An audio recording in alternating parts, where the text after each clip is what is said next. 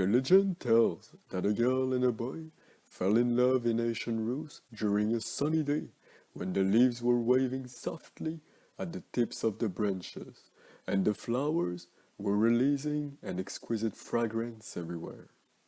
Every day, the girl would sit on the roots of her favorite tree, her back against the bark. From her spot, she would gaze at the limpid water of the river flowing nearby. She would then take a long breath, filling her lungs with fresh air full of inspiration. The girl enjoyed writing poems of love, and it was known that her hand holding the quill was so powerful that the words she wrote would touch the heart of any person who dared to read them. And when the day would end, she would close her book and return to her house. But this day was different. As the girl was opening her book, she heard a whistle coming from the river, and she saw the boy who would soon become her lover. He was sitting in a little boat, a book open in his hand, and he seemed to read peacefully. When he raised his head, his gaze crossed hers, and both the girl and the boy felt something igniting their heart. He jumped out of the boat and walked the distance between the girl and him, so he could face her close and maybe speak to her. They talked for hours and hours, savoring the company of each other. A moment came, and the boy showed her his book, and she decided to write a poem in it. When the time to say goodbye arrived, they agreed to meet under the same tree on the next day. Before going to bed, the girl wrote a poem for the handsome boy she had met that day, and the boy read one last time the poem that the gorgeous girl had written in his book, and he closed his eyes. And soon a veil of stars kissed the sky as a dust of fireflies.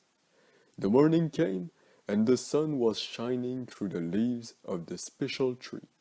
The girl and the boy met again, and they enjoyed once again being together. He talked about the sea that she never had the chance to see, and she wrote a poem about the waves to him. The night seemed to come too early that day, and they had to say goodbye again, but this time they promised to come to the tree every following day, and they both respected their promise, falling in love a bit more every day. And one day, the boy invited the girl to come in his boat, so he could bring her to the sea.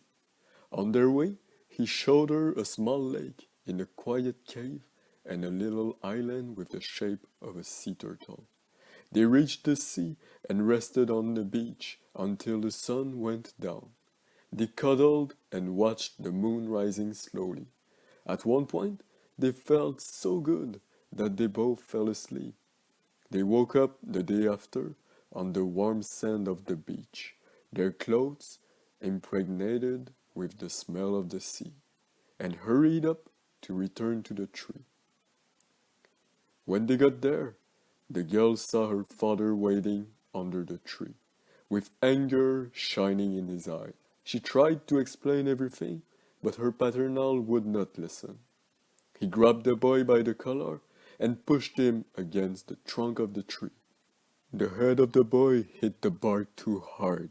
He collapsed and died instantly in a small gasp, leaving the world as quiet as a butterfly would do. The girl burst in tears and cursed her fathers. When the people heard the news, they buried the boy under the tree, and the father was exiled. Every single following day, the girl sat under the tree to write a poem that she read to her dead lover. And one night, she came back to write one last poem, and nobody saw her again after. Some people say she jumped in the river to end her life. Others say she's back every morning and cries of sorrow.